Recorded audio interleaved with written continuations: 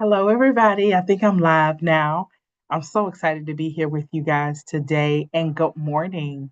It is a beautiful, sunshiny day in the Atlanta area, and I have already today seen a deer in my yard.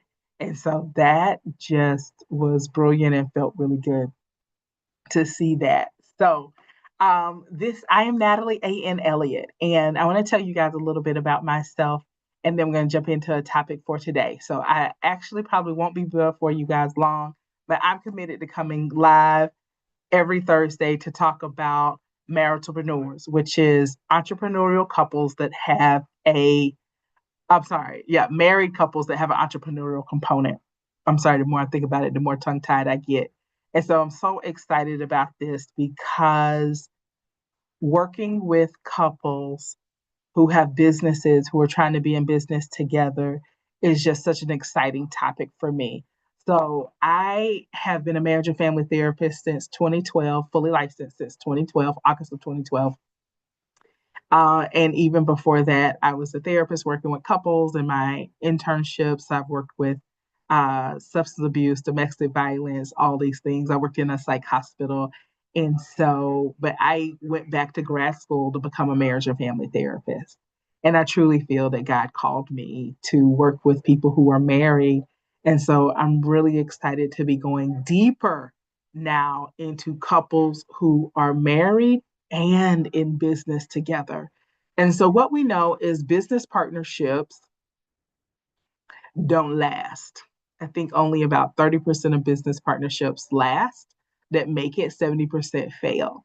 We know about 50% of marriages fail. It's in the high 40s, so most of us round off to 50% to sound dramatic, but it's in the high 40s. And so when you marry business partnership and a marital partnership together, it can be a lot, a lot.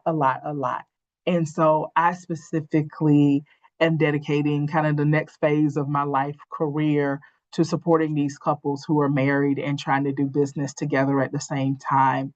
Along with that is family businesses, and it's all of those dynamics. And I am the oldest of seven. I have a lot of family dynamics. I have a baby sister who was the youngest of seven. I'm the oldest, she's the youngest. Our dynamics are so frustrating. How we see the world is very frustrating. I would hate if we were in the same business at the same time. I don't know if we'd make it. I recently was having a conversation with some other family members and getting frustrated with them. And so I not only support couples who are business together, I support families that are in business together. Because what I want you to do is to be able to enjoy those family dynamics, work with the family dynamics, as opposed to like pushing a venom and railing against them, because that doesn't make for a cohesive business. And businesses work better when the people in them are happier.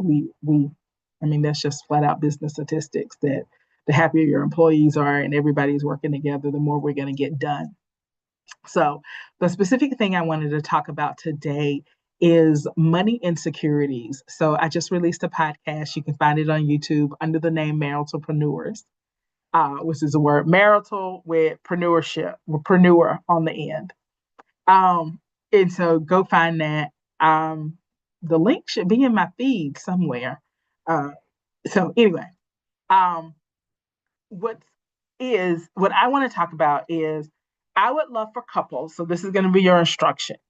I would love for couples to sit down and talk about what's my money story, what's the money story I bring to this marriage, and what are my money insecurities, and how is that going to play out, and what do we need to do to guard against that?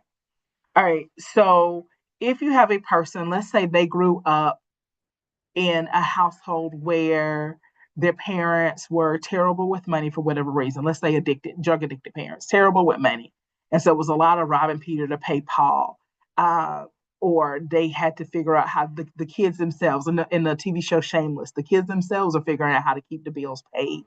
And so just like a lot of money insecurity, um, and you would come home as a kid and the power would be off. So now fast forward, you're an adult, you're in entrepreneurship, You want to make sure with every extra money, the utilities are always paid. So that's going to be your money thing. That's going to be your thing. Let's say you have a partner who never had to worry about the utilities being paid, but every summer they got left in the neighborhood by themselves where all their friends went on vacation. So they promise when they grow up, I'm always going to go on vacation. I'm not going to be the one that's left behind. So now these two are married and we got an extra bonus check, a contract that came through with a bonus on it that we didn't anticipate. This partner may want to, let's pay the utilities up 6 months in advance because we can get ahead on some things. This partner's like, let's go on vacation. And so if both people can value, I understand that this hits on one of your money insecurities from childhood, and I understand that this money could serve to heal one of your childhood wounds. Now we can have a different conversation about what to do with the money. And then we can come into agreement. And then I'd love it to be some type of like, I really want couples to have some money values that they've put in place so that like what money comes into the household, we look at our values. So if we value like tithing in our faith, okay, this money came into the household, we know part of it has to go toward that. If we decided that we value savings, then okay, we know some of this money that came into our household has to go to savings. And then what part of the money is going to go toward utilities and making sure we have the security moving into the future, and then what part is going to go on a vacation. If we have the conversation, there's enough pieces of the pie for everybody to get their needs met. It's when couples don't have the conversation and unilateral decisions are made that we don't split up the pie. So that actually wind up being very lopsided where one person's needs get met and the other person's needs not get met. So I want to invite you guys to the larger conversation of how do we do marriage well? How do we do business well? How do we handle our money well? And making agreements around that. Really, what are our money values? What do we prioritize with money? What have we decided as a couple? All right. All right, let me go deep right here for a second. What you had in your life as an individual is not going to be what you have in your life as a married couple. Do you get that? So as an individual, I decided that I was going to save 30% of my income because I'm a saver and that's what I'm going to do. You married now, boo. You might not be able to do that anymore. So it's a conversation. And the conversation is I'd like to save 30% because I'm a saver of my income no matter what we made. And your partner can say, hey, 30% is a little bit much because our living expenses, if we do all of this and we got to go on vacation sometimes, we're going to have to bring that down to 15%. Okay, you got to bring it down to 15%. You decided to get married, which means you decided to compromise on some stuff. If you wanted it all your way, you should have stayed single. You can't have it all your way. It's about compromise. And compromise is a beautiful skill that I want you building every day in your marriage. Okay. All right. Was that too hard? Y'all okay? Y'all still with me? Okay, that's the biggest thing. All right. So the challenge this week is to make sure you guys have talked about what are your values regarding money? What are your priorities regarding money? So when money comes into the household, what are we going to do with it and how are we going to do it? All right. The other thing I want to encourage couples to do is whoever is better with the money, let them handle the money. It just whoever is better.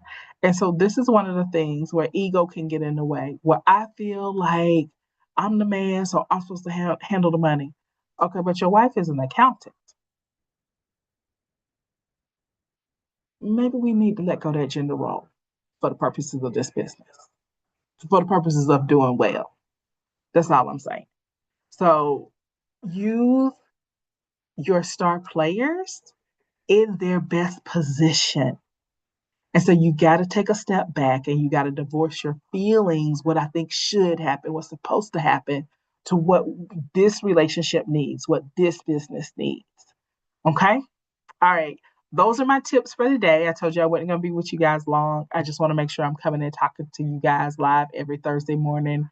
Should be eventually once I get my calendar together at 9 a.m. every morning. And I'm excited. So if you are listening to me, the sound of my voice, and you have not followed me on LinkedIn, please go follow me on LinkedIn now. And also, just comment, send me a DM. Let me know you're out there and you're listening. I greatly appreciate it. All right, y'all have a great and wonderful day. I hope this was helpful. Bye.